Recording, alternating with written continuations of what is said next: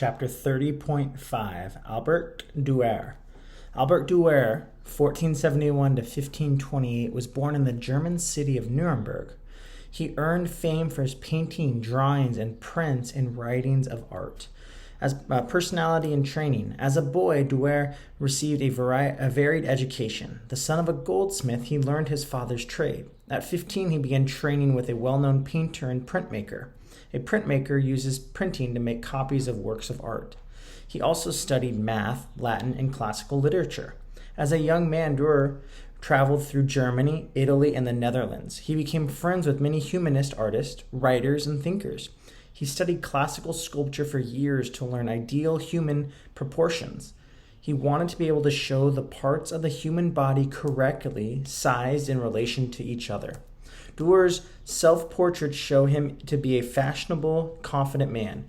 He had an intellectual approach to life and art. He asked himself, what is beauty? His art was an attempt to answer that question. Talents and achievements. In his paintings, Durer blended the detailed style of Germany with the perspective and idealized beauty that he learned from Italian painting. He encouraged artists to study measurements and geometry as the keys to understanding Renaissance and classical art. Durer was especially skilled at making engravings and woodcuts. These are prints made from the originals that in specially prepared printing. The original may be etched or engraved in metal, or it may be cut into blocks of wood. Then it was inked to make copies. In Renaissance times, printers used engravings and woodcuts to illustrate books.